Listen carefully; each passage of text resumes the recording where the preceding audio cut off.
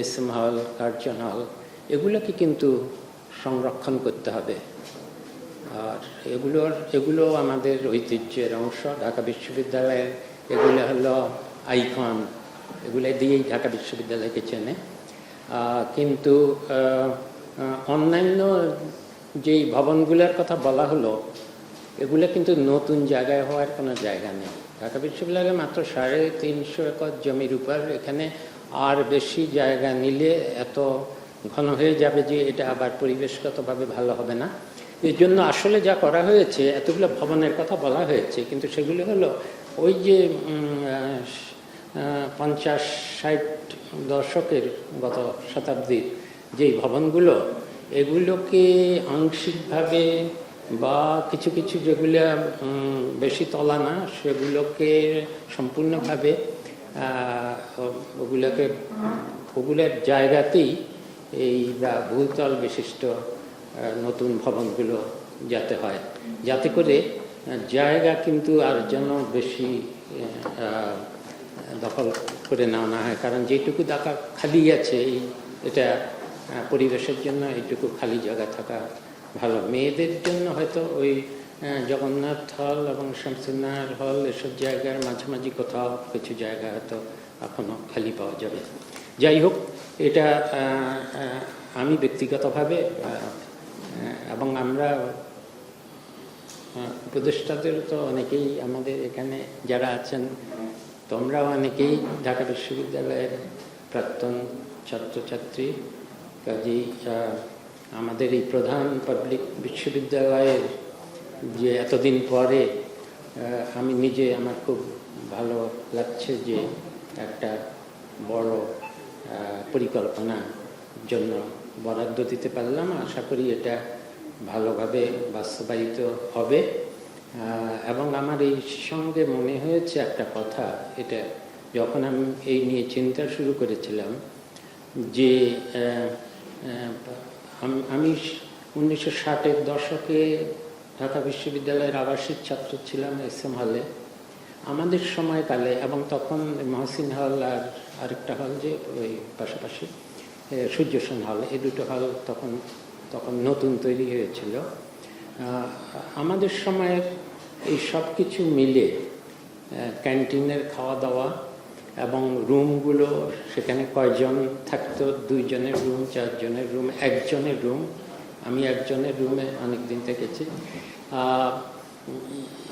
তখন আমাদের আবাসিক সুবিধার যেই মান ছিল, তখনকার থেকে তো বাংলাদেশের মাথাপিছু আয় অনেক গুণ বেড়েছে। অথচ এই ঢাকা বিশ্ববিদ্যালয়ের আবাসিক ছাত্রদের আবাসিক মান, এটা অনেক, সে তুলনায় অনেক কমে গেছে।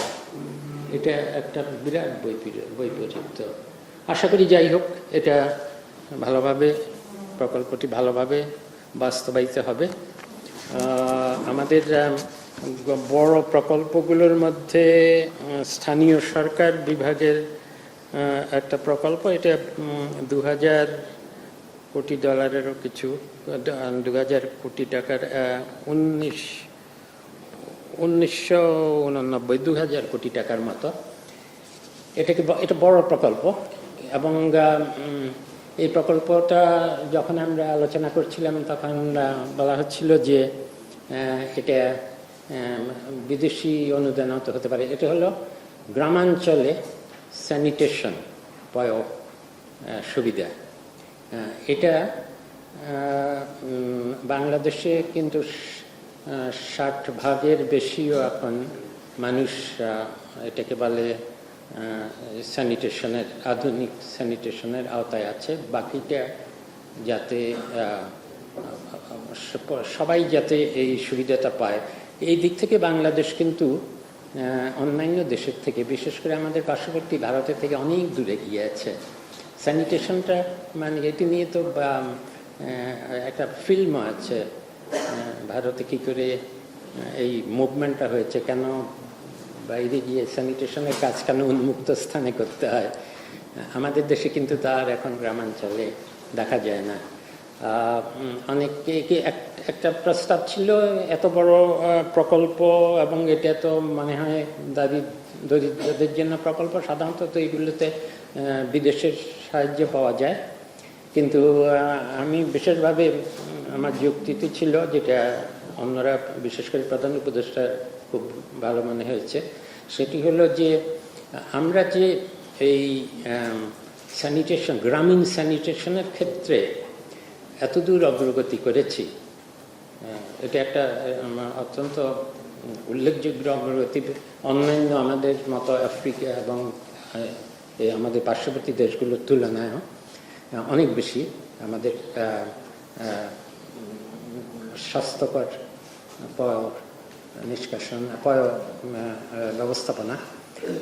এটার একটা কারণ হলো বিদেশিরা 1970-এর দশকে যখন এই স্যানিটেশনের জন্য সাহায্য দিতে এসেছিল, তখন তাদের প্রস্তাব ছিল যে যদি করতে হয় তাহলে এটাকে বলে আন্তর্জাতিক মানের, সম্পূর্ণ বৈজ্ঞানিকভাবে স্বাস্থ্যসম্মত পায়খানা, যাকে বলি স্যানিটেশনের ব্যবস্থা করা।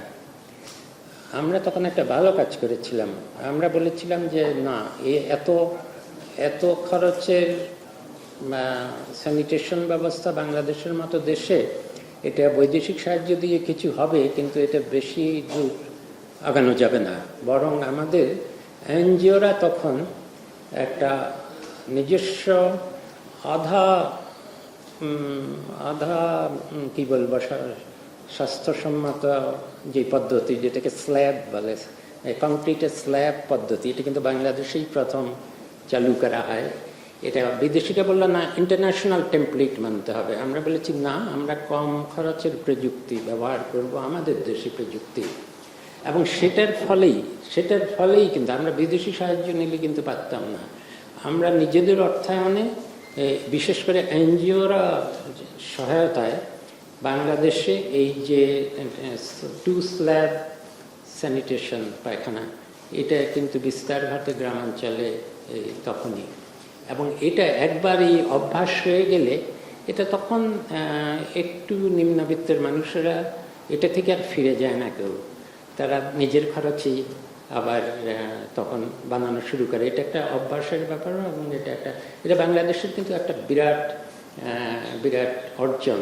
এবং এর সাথে এটা যে শুধু নিজের জন্য, স্বাস্থ্যসম্মত পরিবারের জন্য প্রয়োজনীয়তা না, এটাকে বলে এনভায়রনমেন্টাল হাইজিন, যে পরিবেশগত স্বাস্থ্যের দিক থেকেও স্যানিটেশন, গ্রামীণ স্যানিটেশন অত্যন্ত গুরুত্বপূর্ণ। এখানে বাংলাদেশে যে শিশু মৃত্যুর হার অনেক কমে গেছে, এবং সেখানে কিছু রোগ যেগুলো স্যানিটেশনের অভাবে বিস্তৃতি পায়, সেগুলো বাংলাদেশে অনেক দ্রুত কমে গিয়েছিল।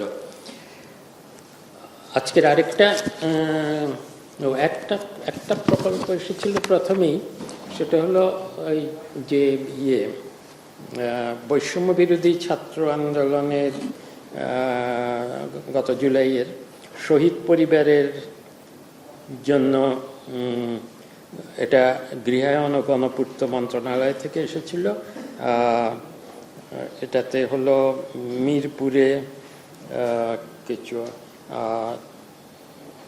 1355 বর্গফুট আয়তনের 804টি আবাসিক ফ্ল্যাটের পরিকল্পনার একটা প্রস্তাব এসেছিল।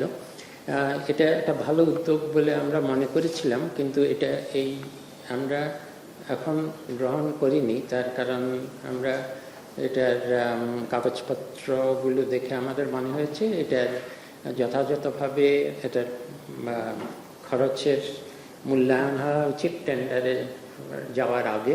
এছাড়াও আরেকটা খুব গুরুত্বপূর্ণ বিষয় হলো, বিভিন্ন মন্ত্রণালয় থেকে বিভিন্ন ধরনের সাহায্য এই পরিবারগুলোর মধ্যে আসতে থাকলে কোথায় যে ফাঁক আছে আর কোথায় যে দুটো একত্র হয়ে যাচ্ছে, এগুলো বোঝা যাচ্ছে না। কাজেই এখন থেকে আমার মনে করছি এই প্রকল্প এবং আরও প্রকল্প আছে। আর তাছাড়া ওইসব পরিবারের জন্য ভাতার যেসব ব্যবস্থা আছে, এগুলো সবগুলো, এবং যারা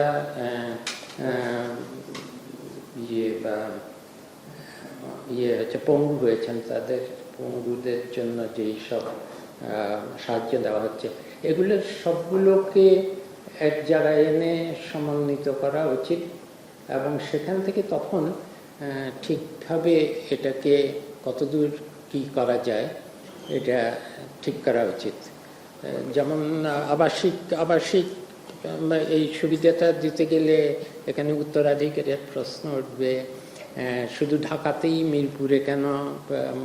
অনেকে তো গ্রামাঞ্চলে এবং অন্য শহরে থাকে, কাজেই এটা ভালো উদ্যোগ ছিল, কিন্তু এটাকে আরও পরিকল্পনা করতে হবে এবং এটা ব্যয়ের প্রাক্কলন ঠিকমতো হয়েছে কিনা এই জন্য এই একাধিক মন্ত্রণালয়কে এটাকে সমন্বয় করতে বলা হয়েছে। শেষ পর্যন্ত এটা মুক্তিযুদ্ধ মন্ত্রণালয় এটাকে সমন্বয় করতে হবে, কিন্তু এটা ভালো উদ্যোগ, আমরা এর পক্ষপাতী, কিন্তু আমরা আরও পরিকল্পিতভাবে এখানে এগোতে চাই। আর অনেক প্রকল্প বোধহয়, এগুলো তো লিস্ট দেওয়া আছে, খুব এমন কিছু না। চট্টগ্রামের একটা খাল খনন হচ্ছে, বড় কি খাল যেন, এটা পানি নিষ্কাশনের জন্য ভালো হবে, কিন্তু এটা চাক্তাই খাল, এটা বহুদিনের প্রকল্প, কিন্তু শেষ পর্যন্ত এটা শেষের দিকে এটা শেষ হয়ে যাবে, এটার জন্য যা বরাদ্দ দেওয়া দরকার। আর হলো চট্টগ্রামের আরেকটা হলো যে একটা কালুরঘাট থেকে এটাকে বলে আউটার রিং রোড, এটা অনেক দিন ধরে এটার কাজ চলছে, বহুবার এটার সময় বাড়ানো হয়েছে। এবার আমি চট্টগ্রামে নিজেই গিয়েছিলাম, ওখানে এখন শেষ পর্যায়ে, এবং মেয়র মহোদয় বলেছেন যে তিনি এখন খুব ভালোভাবেই এটা করবেন, কিন্তু এতদিন কেন লাগলো? ঠিকাদারের অনেক পরিবর্তন হয়েছে, কিছু অনিয়ম ব্যত্যয় একদমই দেখা যায় হয়েছে, কিন্তু শেষ পর্যন্ত এটা ভালোভাবেই শেষ হবে বলে আমি মনে করছি। গতবারের ইয়ে নিয়ে কিছু সংবাদ দেখলাম যে সমাপ্ত বছরের সমাপ্ত হয়ে গেছে, অর্থ বছর সমাপ্ত হয়ে গেছে, সমাপ্ত বছরের সংশোধিত বার্ষিক উন্নয়ন পরিকল্পনার কত ভাগ যেন আমরা 70 ভাগেরও কম বাস্তবায়ন ছিল, আর সংশোধিত এডিপিও তো অরিজিনাল এডিপির থেকে ছোট করা হয়েছিল। আমি যখন একদম যেদিন আমার মনে আছে আমি বলেছিলাম তখনই, যেদিন সংশোধিত এডিপি পাস হয়েছে, আমি বলেছিলাম যে এটাও আসলে বাস্তবায়িত হবে না, এবং আমার এইরকম বাস্তবায়নে আমি মনে করেছিলাম এত দূরই হবে। কিন্তু এবছরে যেহেতু আমরা অনেকগুলো নতুন প্রকল্প আছে, অত বেশি কাটছাট করে যাচাই বাছাই করতে হচ্ছে না, এখন থেকে পূর্ণ গতিতে আশা করি এবছরের প্রকল্পগুলো চালু রাখা যাবে। ঠিকাদারদের সমস্যা এবং প্রকল্প পরিচালকদের সমস্যা নিয়ে আমরা আলাপ করেছি। আইএমইডির পক্ষ থেকে একটা প্রতিবেদনও তৈরি করা হচ্ছে, একটা পূর্ণাঙ্গ প্রতিবেদন আমরা চাই। সেটা হলো, কেন অসংখ্য ঠিকাদার পালিয়ে গেল, কোথায় কোথায় সেখানে আসলে অনুসন্ধান করা, তদন্ত করে দোষীদের শনাক্ত করা উচিত, কত ধরনের অর্থের অপচয় বা দুর্নীতি হয়েছে, এবং প্রকল্প পরিচালক যারা সরকারি কর্মকর্তা তাদেরই বা দায় কতটুকু, তারা কোনো প্রকল্পে কেন ঠিকাদার কাজ শেষ হওয়ার আগেই তার থেকে বেশি টাকা পেয়ে গেল এবং এখন আর পাওয়া যাচ্ছে না, পালিয়ে গেছে। এরকম অনেক সারা দেশের অনেক প্রকল্প আছে যেগুলোতে ঠিকাদার পালিয়ে গেছে, কিন্তু ঠিকাদারদের কাজ বুঝে নেওয়া হয়নি, এবং অনেক জায়গায় প্রকল্প পরিচালকরা যারা সরকারি কর্মকর্তা তারা অনেকে স্বেচ্ছাকৃতভাবে ওইসব প্রকল্প ছেড়ে দিয়ে অন্য কোথাও বদলি হয়ে চলে গেছেন। এগুলোর একটা পুরো হিসাব আমরা নিতে চাই, এবং আজকের আইএমইডি সচিব মহোদয় এর একটা হিসাবও দিয়েছেন, এবং আমরা এটা পুরোটা একত্র করলে আরেকটা শ্বেতপত্রের মতো মানে হবে, দেখা যাক। কিন্তু আসল কথা সেটা না, কি হয়েছে তার থেকে বড় হলো যে এই বছরের প্রকল্পগুলো অন্তত যেন ওই ধরনের দুর্বিপাকে না পড়ে এবং যাতে চলতে থাকে। আর আসল যেই প্রকল্পটি নিয়ে আমরা খুবই নাজুক অবস্থায় আছি, সত্যিকারভাবে নাজুক অবস্থায়, যেটা বহুদিন বেশ কিছুদিন ধরে আমাদের নগর পরিবহন বিশেষজ্ঞ যারা দেশীয় বিদেশে আমাদের যারা বিশেষজ্ঞ আছেন তাদের সাথেও আমরা আলাপ আলোচনা করেছি। এটা হলো এই গাজীপুর থেকে এয়ারপোর্ট পর্যন্ত বাস র্যাপিড ট্রানজিট প্রজেক্ট। এটা এডিবির অর্থায়নে হয়েছে এবং ফরাসি অর্থায়নে হয়েছে। এটা এখন পূর্ত কাজ প্রায় শেষের দিকে।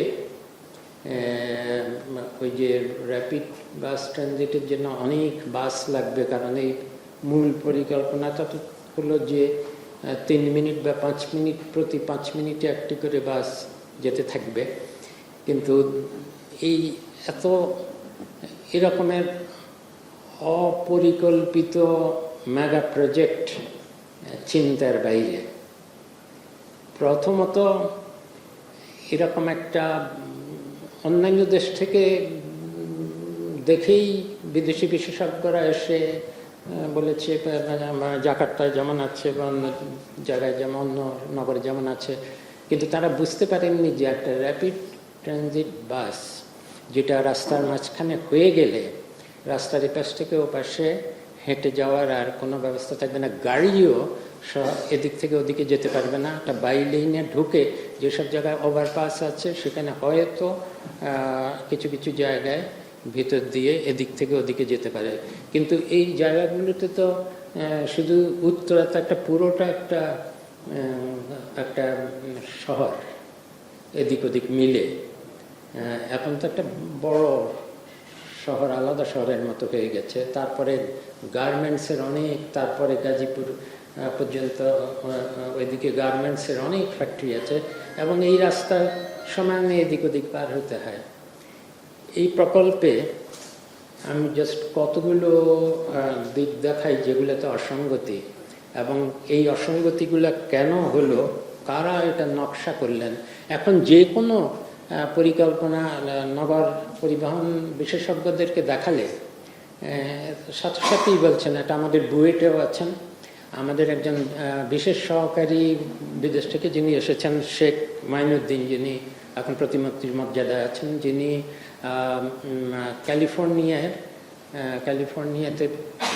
ক্যালিফোর্নিয়াতে এই ধরনের পরিবহন ব্যবস্থাপনায় উনি অনেক উচ্চ পদে বহুদিনের অভিজ্ঞতা সম্পন্ন, এবং ওনাকে কিন্তু বেশি দেখা যায় না, উনি বেশি কথা বক্তব্যও দেন না, কিন্তু তাকে এই প্রজেক্টটা নিয়ে এবং আমাদের মেট্রোর এই প্রস্তাবিত প্রজেক্টগুলো নিয়েও আমি বিশেষভাবে অনুরোধ করে অনেকবার ওনার সাথে আমি আলাপ করেছি, এবং এটা নিয়ে উনি ওনার একটু সময় নিয়ে এটা নিয়ে কী করা যাবে। অসঙ্গতিগুলোর একটা হলো যে যাত্রাতেই এটা চিন্তা করা হলো না, যেটা সাধারণত অন্যান্য জায়গায় একটা উপশহরের মতো বা একটা ঘনবসতিপূর্ণ এলাকা, আবার দূরে আরেকটা ঘনবসতিপূর্ণ এলাকা, মাঝখানে বেশি ফাঁকা ফাঁকা, এরকম জায়গায় বাস র্যাপিড ট্রানজিট দেওয়া হয়, যেখানে এদিক থেকে ওদিকে লোক চলাচল কম করতে হয়। এটা তো একটা ব্যারিয়ার, এটা তো প্রচণ্ডভাবে বড় ব্যারিয়ার তৈরি করতে হয়, যাতে মানুষ এদিক থেকে ওদিকে না গিয়ে অ্যাক্সিডেন্ট না হয়। তারপরে হলো এই ধরনের র্যাপিড বাস ট্রানজিটের চাহিদা কী হবে আমরা এখনো দেখিনি। আমরা আজকে সিদ্ধান্ত নিয়েছি যে এগুলো সব আসলে মূল নকশা করা করেছে, এবং এর সম্ভাব্যতা যাচাই কিভাবে হয়েছে, কারণ এত অদ্ভুত একটা প্রকল্পের সম্ভাব্যতা যাচাই করতে গেলে এটার যে চাহিদা হবে কিনা, কারা এতে চড়বে, এবং বুঝলাম যে চলতে থাকলে উত্তরা থেকে ওটা চাহিদাও যদি থাকে, অসঙ্গতিগুলো হলো যে প্রত্যেকটা স্টেশনে এটাতে এসকালেটর দেওয়া হয়েছে। আমাদের দেশের এসকালেটর বুঝলাম যে অত বেশি অসুবিধা নাই, কিছুদিন পরেই এটা অন্তত এটা চলবে না। পাবলিক প্লেসে বাংলাদেশে এসকালেটর বেশি দিন চলে না, এটা সিঁড়ি অন্তত সেই হবে। কিন্তু অনেকগুলোতে লিফট দেওয়া হয়েছে, মানুষের আবাসিক বাড়িতেই লিফট কিছুদিন পর পর নষ্ট হয়, আর এসব জায়গায় এতগুলো স্টেশনের লিফট, তারপরে জায়গার অভাবে অনেকগুলোতে যেখানে সে পেভমেন্টে ফুটপাথে এসে এই এসকালেটর বা নামতে হবে, উঠতে হবে, ফুটপাথ বন্ধ হয়ে গেছে। তার ফলে মানুষ কি করবে, যারা হেঁটে যাচ্ছে ফুটপাথে তারা রাস্তাতে নেমে পার হতে হবে। এটা আরেকটা দুর্ঘটনার কারণ হতে পারে। আরেকটা হলো ওই স্টেশনে নেমেও ফুটব্রিজ উপরে উঠে কে পার হবে, আর যত ব্যারিয়ারই দেওয়া হোক, যারা এই পরিকল্পনাটা করেছিলেন, নকশা করেছিলেন, তাদের তো বাংলাদেশের অভিজ্ঞতা বোঝা উচিত যে যত ফুটব্রিজই বানানো হোক না কেন, আমাদের উৎসাহ উদ্দীপনা রাস্তা পার হওয়াতে অভ্যাসটা এমন যে কোনো ব্যারিয়ার দিয়ে কাউকে ঠেকানো যাবে না, রাস্তার মাঝখান দিয়ে পার হবে, এটা তো সবাই জানা ছিল। তাহলে এই যে রাস্তা এদিক থেকে ওদিকে যেতে হবে, এটা তো শুধু স্টেশনগুলোতে না, উত্তরার মতো জায়গায় এত বেশি স্কুল, হসপিটাল এবং বাসাবাড়ি আছে যে এটা চালু হলে আসলে অন্তত আরও আমাদের বিশেষজ্ঞদের এখন এটা যদি এই প্রকল্প চালিয়ে যেতে হয়, তাহলে আরও নিজেদের খরচে আমাদের অন্তত 10টা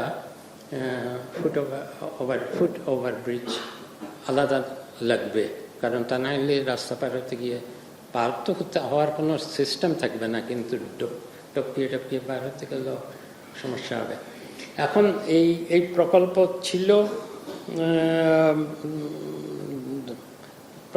ছিল 2000 কোটি টাকার মূল প্রকল্প। এটা এখন আমরা যদি সব কিছু করে টোরে এগিয়ে যাই, তাহলে এটা 6500 কোটি টাকা, মানে আরও কত টাকা, 4500 কোটি টাকা মূল খরচের থেকে বেশি লাগবে। এটা পুরোটা বাস্তবায়ন করতে হলে 2012 ডিসেম্বর থেকে শুরু হয়েছিল, আরও 4-5 বছর লাগলে বাংলাদেশের ইতিহাসে মেগা প্রকল্পে যত দিনই লাগুক এটা রেকর্ড ভঙ্গ করবে। এখন এটা 3000-4000 কোটি টাকা ব্যয় হয়ে গেছে বিদেশি ঋণ। এটা নিয়ে আমরা কি করব? আমরা এটা সম্পূর্ণ করে সেই রকম এতগুলো বাস কিনে এভাবে চললে আমাদের আরও কত খরচ হবে। এখানে একটা প্রাক্কলিত ব্যয় দেখানো হয়েছে 6000 কোটি টাকা মোট, 6500 কোটি টাকা মোট লাগবে পুরোটা শেষ করতে হলে। তাতে করে আসলেই কতদূর সুবিধা পাওয়া যাবে।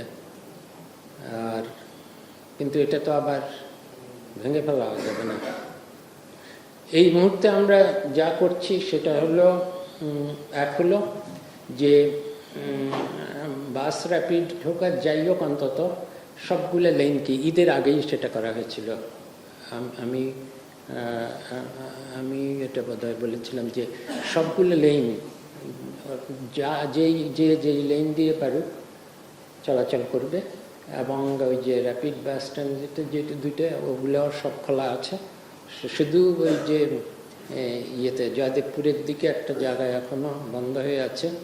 কিন্তু ওই পাশে বিশেষ করে এই যে উঁচু বড় বড় সব পিলার, কি মানে এগুলোকে যে কি বলা যাবে, তাকালেই তো ভয়ঙ্কর মনে হয়। কেউ যদি ওদের দানবীয় প্রকল্প, এটা তো অপরিকল্পিত, সম্পূর্ণ অপরিকল্পিত একটা প্রকল্প, এবং কোনো কোনো জায়গায় এটাকে তাকালেও মনে হয় যে একটা দানবীয় আকারের প্রকল্প, যেটা কোথাও উপর দিয়ে গেছে, কোথাও নিচে দিয়ে গেছে। এটা যে মানে কোনো সঙ্গতিপূর্ণভাবে পুরোটা নকশা করা হয়েছে এমনও না।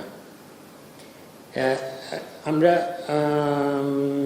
এখন আর এগোবার আগে আমরা আরও, যদিও এখানে উপস্থাপন করা হয়েছিল সব কিছু বিবেচনা করে, তারপরও আমরা মনে করি যে প্রথমত আমরা এই পর্যায়ে একটা সড়ক সেতু মন্ত্রণালয়ের অধীনে প্রথমত আমাদের বিভিন্ন মন্ত্রণালয়ের, সংশ্লিষ্ট মন্ত্রণালয় নিয়ে কাগজপত্রগুলো দেখব। এই প্রকল্পটাকে কিভাবে প্রস্তাব করেছিল, নকশা কারা বানিয়েছিল, দেশি এবং বিদেশি কারা এই ডিজাইনগুলো করেছিল, তারা তখন এই যে ফুটপাতের মধ্যে এসে পড়ে সিঁড়ি, এগুলো তারা কেন তখন দেখেনি, বা এই প্রকল্পের উপযোগিতা এবং সম্ভাব্যতা এই ধরনের জায়গায় এটা কি পর্যালোচনা আদৌ করা হয়েছিল কিনা, সমীক্ষা করা হয়েছিল কিনা, কারা এই ধরনের প্রকল্পের চাহিদা কী হবে সেটার কোনো সমীক্ষা করা হয়েছিল না, এগুলো সব দেখা হবে। এবং ওই কমিটিতে আমরা কিছু আইনজ্ঞ, দেশি আইনজ্ঞ, প্রয়োজনে বিশেষ বিদেশি আইনজ্ঞ এবং আমাদের যারা বিশেষজ্ঞ আছেন সবাইকে নিয়ে আমরা বিবেচনা করে দেখতে হবে যে প্রথমত এর নকশাগত দায়িত্ব কার। এখানে অনেকে বলেছিল বিদেশি পরামর্শকদেরকে তাহলে দায়ী করতে হবে। আমার মতে, আমার অভিজ্ঞতায় বলে যে বিদেশি ঋণে বিদেশি পরামর্শকরা যখন আসে, আমরা যখন ওগুলোতে সরকারের পক্ষ থেকে ওগুলাকে স্বাক্ষর করি, তখন আমরা ছোট ছোট নিচের লাইনগুলো দেখি না। এইসব অধিকাংশ চুক্তিতেই লেখা থাকে বিদেশি পরামর্শকদের, বিদেশি বিশেষজ্ঞদের কোনো দায়িত্ব থাকবে না, আমার অভিজ্ঞতা।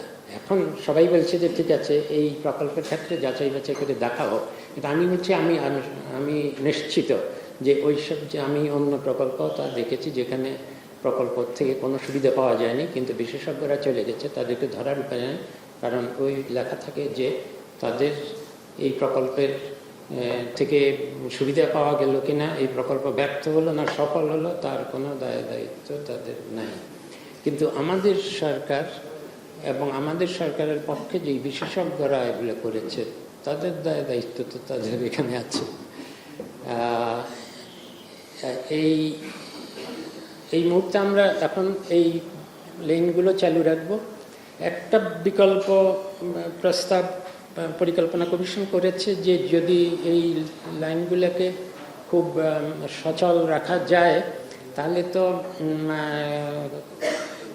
পাশের লেনগুলোর তুলনায় এটা দিয়ে জোরে যেতে পারবে। কাজেই এটাকে কি টোল, মানে এটা তো অনেক খরচ হয়ে গেল, অন্তত কিছু আয় টোল পদ্ধতিতে র্যাপিড লেন হিসাবে টোল আদায় করার যায় কিনা, এরকম একটা প্রস্তাব আছে। আসলেই এখন পর্যন্ত কিছু নির্ধারণ করা যায়নি। যেটা নির্ধারণ করা হয়েছে সেটা যে এই প্রকল্পটা নিয়ে এগোবো কীভাবে, সেটা এখনো আমরা নিশ্চিত না।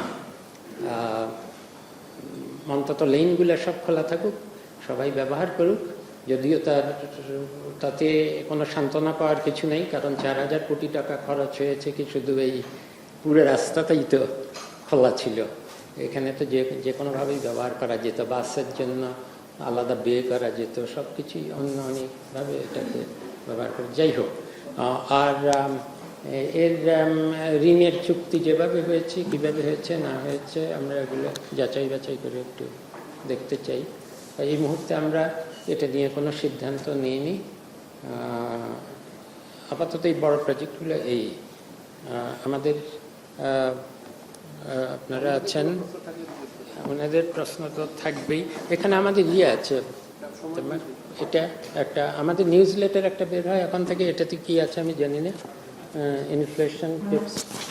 ইনফ্লেশন কিপস ফলিং নিউজ, এটা তো সবাই জানে। কিন্তু আবার চালের দাম কেন বাড়ছে এই মৌসুমে? এটা কি মৌসুম? বড় পার হয়ে গেছে। এখন এই সেপ্টেম্বর, অক্টোবর, নভেম্বর, সেপ্টেম্বর তো হয়নি, সেপ্টেম্বর, অক্টোবর, নভেম্বর হলো আমাদের দেশের রংপুরের মঙ্গা, কিন্তু সারা দেশেই এই সময়টাতে চালের দাম কম থাকে। এখনই বা আচ্ছা আচ্ছা, আরেকটা হয়েছে যে আমার নিজের যাওয়ার উচিত ছিল, কিন্তু ভিএনআর মানে voluntary national review of SDG, টেকসই উন্নয়নের নিজেদের দেশ থেকেই প্রকল্পের অগ্রগতি কী হয়েছে। তো আমি আমাদের এই সূচকগুলোর দিকে আগের সূচকগুলো ছিল সহস্রাব্দীর উন্নয়ন, এমডিজি, মিলেনিয়াম ডেভেলপমেন্ট গোলস, উন্নয়ন লক্ষ্যমাত্রা, আর এখন 2015 সাল থেকে হলো এসডিজি, সাস্টেইনেবল ডেভেলপমেন্ট গোলস। আমি ছোট একটা প্রিফেস লিখেছিলাম ওখানে, সেই প্রিফেসেই আমি আমার গল্পটা বলেছি। আমি নিজে যাইনি, কিন্তু আমি যেভাবে এটাকে দেখেছি, কারণ এদিকে তো আমি আগেও গবেষণা করেছি যে বাংলাদেশের সামাজিক উন্নয়নের সূচকগুলোতে কেন এত অসাধারণ অগ্রগতি হয়েছিল। শিশু মৃত্যুর হার কমা, মেয়েদের স্কুলে যাওয়া, মহিলাদের বাইরে কাজে যোগদানের হার, জন্মের হার কমানো, জনসংখ্যার হার কমিয়ে আনা, এই সব সূচকগুলোতে তো বাংলাদেশ 1990 সাল থেকে এই সূচকগুলোর দিকে এগুলো এত দ্রুত বেড়েছে বাংলাদেশের তুলনায়, অন্যান্য দেশের তুলনায়। এটাতে আমার নিজের অনেক গবেষণা আছে। বাংলাদেশের ডেভেলপমেন্ট সারপ্রাইজ, অনেকে বলে যে সেই ডেভেলপমেন্ট সারপ্রাইজ সার্চ করলে আমার নিজেরই আন্তর্জাতিক গবেষণা অনেকগুলো আছে, সেখানে বা অমর্ত্য সেনেরও আছে এটা নিয়ে কমেন্ট অনেক। সেটা ছিল যে আমরা তখন যেই সুবিধাগুলো পেয়েছিলাম সেটা হলো কম খরচের প্রযুক্তিগত সুবিধা।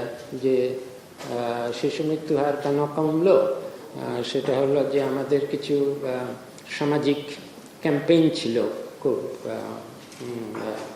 সফল, যেগুলো হলো চাইল্ড ইমিউনাইজেশন, শিশু টিকা, ডায়রিয়া প্রতিরোধে খাবার স্যালাইন, আর সামাজিক জন্ম নিরোধক আধুনিক জন্মনিরোধক পদ্ধতি, সোশ্যাল মার্কেটিং অফ কন্ট্রাসেপটিভস। এই ক্যাম্পেইনগুলো অত্যন্ত ভালো ছিল, এগুলোতে খরচ একদমই কম ছিল। বাংলাদেশে একদম গরিবরাও এটা গ্রহণ করেছে, এবং এগুলো সরকারের যে স্বাস্থ্যসেবা, মূল স্বাস্থ্যসেবা, সেটার বাইরে ক্যাম্পেইন হিসাবে করা হয়েছে। তো যখন বলা হয় যে বাংলাদেশ কী করে এই স্বাস্থ্য শিক্ষা সেবার যেই মান, সেখানে এত থেকে মানে অসঙ্গতি থেকে, যে স্বাস্থ্যকর্মীরা ঠিক জায়গায় থাকে না, হসপিটালগুলো এই অবস্থা, সেখানে কি করে এই সূচকগুলোতে এত ভালো করলো, তার কারণ ছিল যে এই ক্যাম্পেইনগুলো প্রথমত কম খরচে গরিব মানুষরাও গ্রহণ করতে পারত, এবং এটা এটা এই ক্যাম্পেইনগুলোর মাধ্যমে এই প্রযুক্তিগুলো, কম খরচের প্রযুক্তিগুলো সব বাড়ি বাড়ি গিয়ে পৌঁছে দেওয়া হয়েছিল এবং মহিলারা বিশেষ করে এগুলো গ্রহণ করে একটা বড়, যেটাকে কিন্তু এরপরে আমরা তখনই বলেছিলাম যারা গবেষণা করেছিলাম এইসব ব্যাপারে যে বাংলাদেশের এই অগ্রগতি ধরে রাখা যাবে না যদি না শিক্ষা এবং স্বাস্থ্য খাতে জিডিপির অনুপাতে বা বাজেট ব্যয়ের অনুপাতে যদি বা মাথাপিছু অনুপাতে যদি এত কম বরাদ্দ, যেটা অন্যান্য দেশের তুলনায় অনেক কম, সেটা যদি না বাড়ানো হয় এবং স্বাস্থ্য এবং শিক্ষার মান যদি, স্বাস্থ্যসেবা এবং শিক্ষার মান যদি আরও বাড়ানো দেওয়া হয়। এবং ঠিক তাই হয়েছে যে এই সূচকগুলোর দিকে তাকালে দেখা যাবে যে বাংলাদেশের উন্নয়ন বিষয় কিন্তু 2012-13 সালের পর আর উন্নয়ন বিষয় হিসাবে থাকেনি। এখন আর আমরা কিন্তু অন্য দেশের সমমান দেশের তুলনায় এগিয়ে আর নাই। এবং আমার একটা শেষ পর্যন্ত লিখতে হয়েছে যে বাংলাদেশের development surprise which was not, মানে এখন আর সেটা নেই। এর মধ্যে, আচ্ছা আমি শেষ করছি, এর মধ্যে এসডিজি যেটা যে সাস্টেইনেবল টেকসই উন্নয়নের লক্ষ্য, এটার বেলায় একটা তো হলো টেকসই উন্নয়নের এই সূচকগুলোতে আরও অগ্রগতি হতে হলে বরাদ্দ বাড়াতে হবে, যেটা আমরা বাড়াতে পারিনি। আরেকটা হলো মূলধারার স্বাস্থ্যসেবা, হসপিটালের সেবা এবং স্কুলের শিক্ষার মান না বাড়ালে স্কুলের ছাত্ররা ঝরে পড়বে এবং মূলধারার হসপিটালের স্বাস্থ্যসেবার না বাড়ালে শিশু মৃত্যুর যে হার, যে কারণে শিশু মৃত্যু হয়, সেগুলো আর কমানো যাবে না। এটা আমরা আগে থেকেই বলেছিলাম। কিন্তু আরেকটা এখন টেকসই উন্নয়নের ক্ষেত্রে আরেকটা বড় জিনিস যেটা হয়েছে সেটা হলো আগের যেই অর্জনগুলো, এগুলো আমরা ঘরে ঘরে গিয়ে পরিবারকে বলে দিলেই তারা গ্রহণ করতে পারত। কিন্তু টেকসই উন্নয়নের অধিকাংশই হলো সামাজিকভাবে করতে হয়। সামাজিকভাবে বন রক্ষা করতে হয়, জলাশয় রক্ষা করতে হয়, সামাজিক এবং শিক্ষা স্বাস্থ্যসেবার মান উন্নয়নের জন্য সামাজিক সংগঠনের দরকার হয় এবং স্থানীয় সরকারের দরকার হয়, যেটা এই স্থানীয় পর্যায়ের এসব সেবার মান নিশ্চিত করতে পারে। এবং বাংলাদেশ আর কেরালার মধ্যে পার্থক্য হলো বাংলাদেশের উন্নয়নগুলো হয়েছিল ব্যক্তি পর্যায়ে এই করে ইন্টারভেনশন বলে পৌঁছে দিয়ে সেবা, আর কেরালার মতো জায়গায় হয়েছিল স্থানীয় সরকারের মধ্যে কমিউনিটিকে ব্যবহার করে এইসব বিস্তৃত করা। টেকসই উন্নয়নের ক্ষেত্রে আর আমরা এই বাড়িতে বাড়িতে গিয়ে কিছু করে আর পারা যাবে না, কারণ এগুলো সবই হলো পরিবেশ রক্ষা এবং যে কোনো উন্নয়নকে পরিবেশ সঙ্গত করা, যেগুলোতে স্থানীয় সরকার যদি শক্তিশালী না হয় তাহলে পারা যায়। এই কারণে আমার ওই গল্পের শেষটা ছিল যে এই যে আমাদের সামাজিক উন্নয়নের সূচকগুলো 2012-13 সালের পর কিন্তু এসে একদম স্থবির হয়ে গেছে। এই পরিসংখ্যানগুলো আছে আমাদের কাছে। এটার অনেকগুলো কারণ তো আছে, যে বরাদ্দ বাড়ানো হয়নি এবং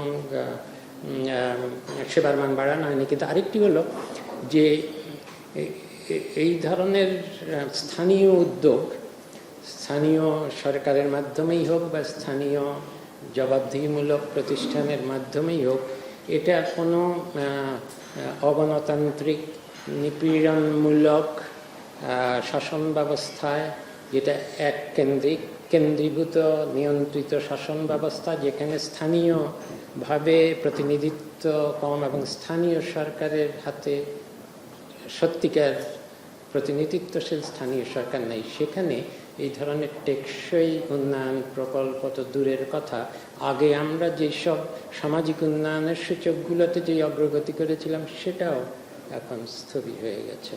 অনেক কথা বলেছি। এখানে শেষ। এটার গল্প এখানে আছে।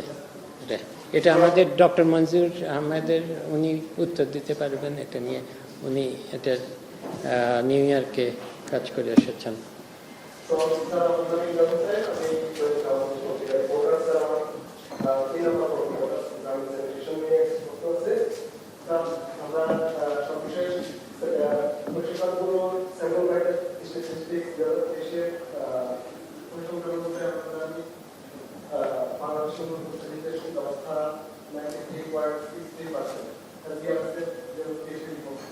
কোনটা যেন,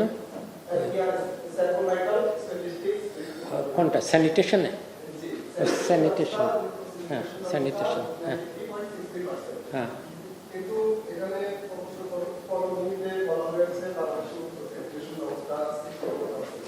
কত কত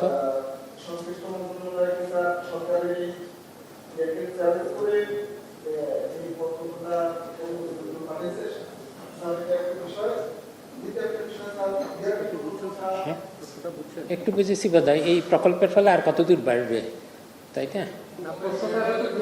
হ্যাঁ, ও হতেও পারে।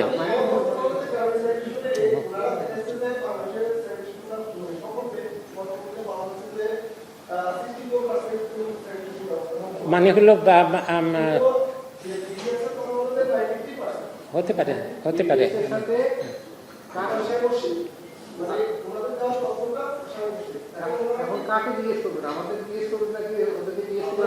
আমি এই ছোটখাটো এটার পরিসংখ্যানে ভুল থাকতেই পারে, কিন্তু যেটা আমি জোর দিয়ে বলতে পারি যে বাংলাদেশের লোকেরা অন্যান্য দেশের, নেপাল, ভারত, এদের থেকে উন্মুক্ত জায়গায় পায়খানা করে না, অনেক কম করে। এটাকে আমি এখন এই 66 না 67 এটা নিয়ে আমার কোনো ধারণা নেই।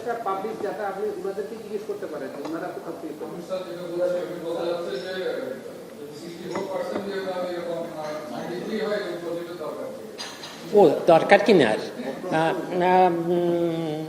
একটা প্রশ্ন উঠেছে। প্রথমত আমি বলেছি বিদেশি সাহায্যের দরকার নাই, নিজেরাই করি। আরেকটা হলো যে এখন হয়তো কিছু কিছু পকেটস আছে, হাওর এলাকা, তারপরে বিল এলাকা, প্রত্যন্ত অঞ্চল, যেখানে এখনো স্যানিটেশন হয়নি। স্যানিটেশনটা এমন জিনিস, আমরা যে সরকারি অর্থে এই 66 বা যাই হোক করেছি তা না, এটা হলো একটা অভ্যাসের ব্যাপার, দেখে দেখে শেখার ব্যাপার। সরকার যদি কিছু কিছু বানিয়ে দেয় তাহলে অন্যরা যাদের একটু বিত্তবান তারা এমনিতেই নিজেরাই আবার ওটা গ্রহণ করে, এবং একবার এই অভ্যাস হলে কেউ আর ফিরে আসে না এটা থেকে। তা এখনও কিছু কিছু জায়গায় খালি আছে, পকেটস আছে যেখানে এখনও স্যানিটেশন নাই। এই কারণে, এবং সেই সব জায়গা খুঁজে খুঁজে সেখানে সরকারিভাবে করুক। আগেও সরকারি অর্থেই করা হয়েছিল, এনজিওরা করেছিল, কিন্তু সরকারি অর্থ দিয়ে এনজিওরা এটাকে পপুলারাইজ করেছিল, কিন্তু সরকারি অর্থ। এটা পাবলিক হেলথ ইঞ্জিনিয়ারিং ডিপার্টমেন্ট। আমি আগে যেটা বলেছিলাম, পাবলিক হেলথ ইঞ্জিনিয়ারিং ডিপার্টমেন্টটি বিদেশি সাহায্যকে না নিয়ে দেশীয় প্রযুক্তি ব্যবহার করে শুরু করেছিল এটা।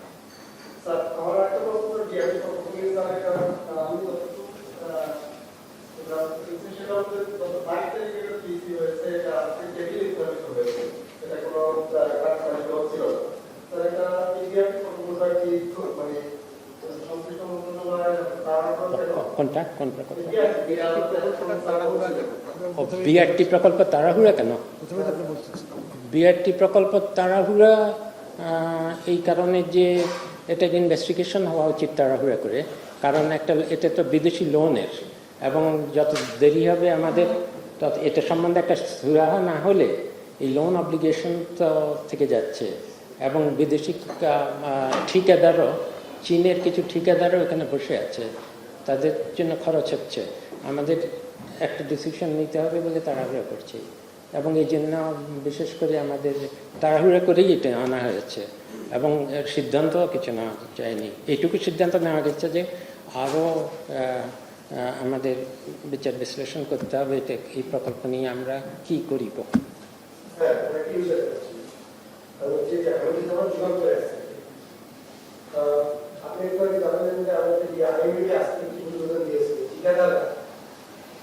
কোন কোন প্রকল্পের ঠিকাদার পালিয়ে গেছে, এটা 2018 বছর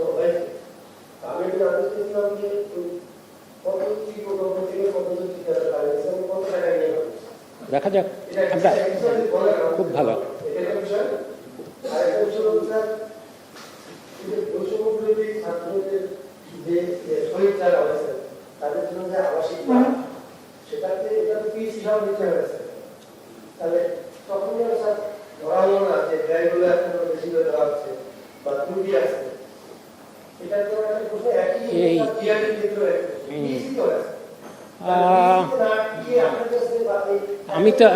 আমি তো এগুলো সব উন্মুক্ত করে দিচ্ছি।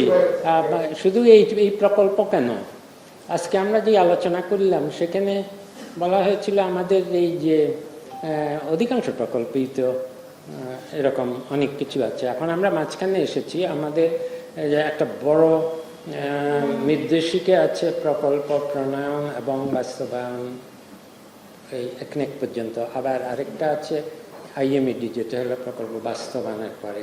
তো শুধু এইটা কেন, আমাদের তো যে কোনো, আমি যে কারণে বলছি এইসব প্রকল্পের নথি এগুলো উন্মুক্ত করে দেওয়া উচিত, কারণ এগুলোতে বিভিন্ন পর্যায়ে কীভাবে এগুলো পাশ হয়ে এতদূর পর্যন্ত আসে সেটা তো খুবই। আর কিছু স্ট্যাটিস্টিক্স আজকে আমাদের IMED সচিব সাহেব বললেন, কি যেন বলেন না তুই একটা।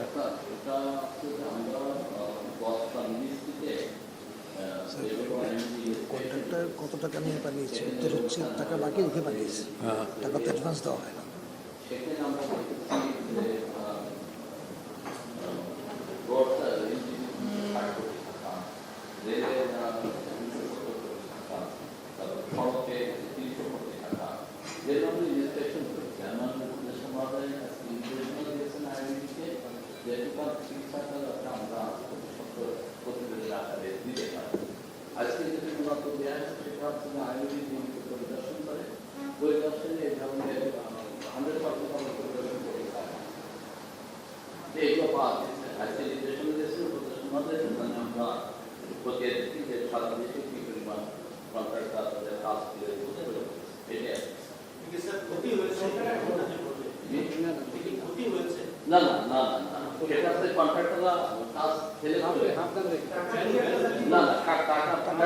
সেটা তো আরো অনেক, সেটা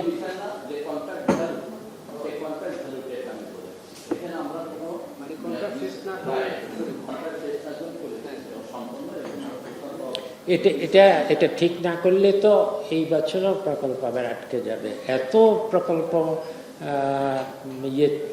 ঠিকাদার চলে গেছে যে আবার তো সবগুলোকে করতে হয়, সরকারি নিয়ম তো ব্যত্যয় করা যাবে না, টেন্ডার করতে হয়। টেন্ডার করলে পয়লাবার অনেক টেন্ডার এই যে পরিস্থিতি এখন অনেক সময় টেন্ডার ফেল করছে, আবার করতে হয়।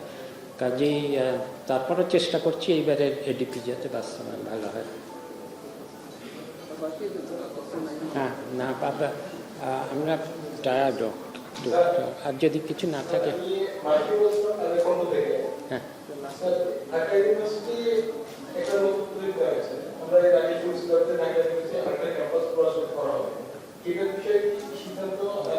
এখানে কিছুই আসেনি আমাদের। এটা হলো মাস্টার প্ল্যান যেভাবে করা হচ্ছে, এবং জায়গা তো আর বেশি নাই, 350 একর জমির মধ্যে অলরেডি আর বেশি ঘিঞ্জি করা ঠিক হবে না। কাজেই এগুলো এই জন্য এই সবগুলো ভবন বলা হয়েছে যে এতগুলো ভবন প্রশাসনিক, এগুলো সবই হলো কিছু অর্ধেক ভেঙে ওটা বহুতল, সবই বহুতল হবে। কাজে জায়গা নষ্ট না করে যাতে বহুতল ভবন তৈরি করা যায়। নতুন ক্যাম্পাসের আর দরকার হবে না যদি এটা মাস্টার প্ল্যানে যথেষ্ট পরিমাণে সব দেওয়া আছে। আর যেটা বললাম, আরও দু একটা যদি ভবনের দরকার হয়, যেমন ছাত্রীদের জন্য আবাসিক ব্যবস্থা, তাহলে সেটার জন্য কিছু জায়গা হয়তো পাওয়া যাবে, সেখানেও বহুতল করা হবে। দ্বিতীয় ক্যাম্পাসের কোনো প্রস্তাব আমি শুনিনি, কিন্তু এটাই আমাদের আজকে আমার নিজের সবচেয়ে বড় অর্জন মনে হচ্ছে যে ঢাকা বিশ্ববিদ্যালয়ের জন্য, ঢাকা বিশ্ববিদ্যালয়ের প্রাক্তন ছাত্র এবং শিক্ষক হিসাবে আমি এই প্রথম এত বড় একটা প্রকল্প, যেটা পুরো ঢাকা ইউনিভার্সিটির সব কিছু, সুইমিং পুল, স্টেডিয়াম থেকে আরম্ভ করে ছাত্রাবাস, ছাত্রদের স্কুল মানে ক্লাসরুম পর্যন্ত সব কিছুই যাতে আবার একটা মানসম্মত ঢাকা ইউনিভার্সিটি যেই মানের হওয়া উচিত সেরকম হয়। ঠিক আছে, ধন্যবাদ।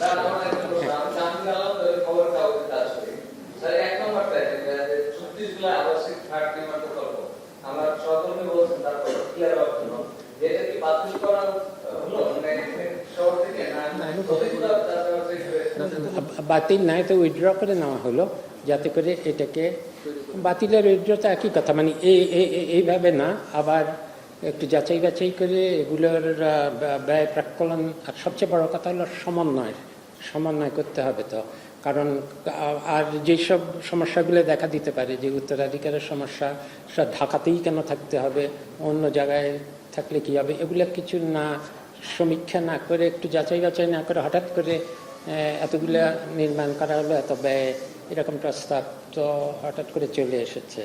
আমরা মনে করেছি যে এটা তো আরো একটু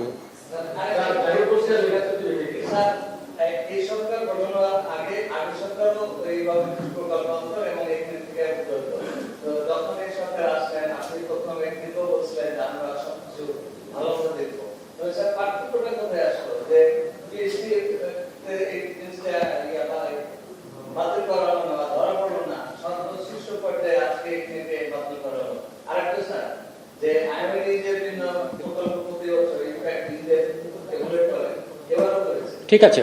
যদি কোনোই বা পরিবর্তন না হয়ে থাকে তাহলে তো ঠিক আছে। হ্যাঁ, আগেও যা ছিল এখনো যদি তাই আছে, যদি মনে হয় তাহলে ঠিক আছে। কিন্তু আমি কিছু কিছু জানি যেগুলোতে আগের থেকে ডিফারেন্স হয়েছে। যেমন একনেক থেকে যেই দিন 6টা জেলার জন্য বন্যা পুনর্বাসনের প্রস্তাব পাশ হয়েছিল, সেই দিনের দুদিন পরই ওইখানে গিয়ে দেখা গেল যে রাস্তায় সৌর বাতিগুলো যে দাম ধরা হয়েছে তার থেকে বেশি দামে কেনার একটা দরপত্র তৈরি করার সাথে সাথে এটা দুদক সেখানে গিয়ে সেটা এরকম বিভিন্ন জায়গায় বিভিন্নভাবে করা হচ্ছে। সব জায়গায় তো আমি মিটিং করে আমি ওই কমিটিতে বসি না। আর যেটা আজকে আমরা আলোচনা করেছি সেটা আমাদের অধিকাংশই এই মুহূর্তে আমরা আগের থেকে কি করছি তার থেকেও হলো এই মুহূর্তে আমরা কি নিয়মগুলো পাল্টাতে পারি, যেটাতে এখন থেকে অন্তত কিছু সেফগার্ড রাখা যায়। যেমন একটা নির্দেশিকা আছে প্রকল্প প্রণয়ন প্রসেসিং, এখানে কি রাখলে, যেমন বাইরের বিশেষজ্ঞ রাখলে এবং ডকুমেন্টগুলো উন্মুক্ত করে দিলে এরকম কি করা যায়, স্থানীয় পর্যায়ের লোকদের সাথে আলাপ করলে এগুলো কোথায় কোথায় সংশোধন করা যায় করে এই বই পুস্তিকাটা তৈরি করার চেষ্টা করেছি। কিন্তু আমি আবার এটা আজকের মিটিংয়ে বলার পরও আমি বলেছি, তারপরও যতই বই বানাই না কেন সুশাসন যদি নিশ্চিত না হয় তাহলে এগুলো দিয়ে শুধু লাভ হবে না। আর আরও একটা কি কোনো পরিবর্তন এখনো হচ্ছে না, কিন্তু হয়তো হচ্ছে না, কিন্তু যেটা আজকেই বোধহয় ওয়েবসাইটে চলে যাবে IMED, সেটা হলো যে আমরা যে সরকারি ক্রয় নীতি আইন 2013 এটাকে সংশোধন করা হলো অর্ডিন্যান্সের মাধ্যমে। কিন্তু এটার বাস্তবায়ন করতে গেলে একটা হলো যে সব ইজিপি হতে হবে, টেন্ডার সব, সেটা এখন 60 ভাগ আছে, 100 ভাগ করা হবে। এতে কোনো পরিবর্তন যদি না হয় আমার কিছু করার নেই, কিন্তু যা পারি করছি। আর হলো টেন্ডারের আগের যেই মূল্যায়ন পদ্ধতি, যাতে করে একটা খাতে 4-5টা যে 4-5টা প্রভাবশালী কোম্পানি শুধু রাস্তার সব প্রকল্পই পেত, পানি উন্নয়ন বোর্ডের 4-5টা কোম্পানি সবই পেত। তার কারণ হলো ওই মূল্যায়ন পদ্ধতিটা যা ছিল আমাদের মতে সেটাকে সংশোধন করলে এটা ভেঙে যাবে এই চক্র এবং আরও বেশি পার্টিসিপেশন হবে।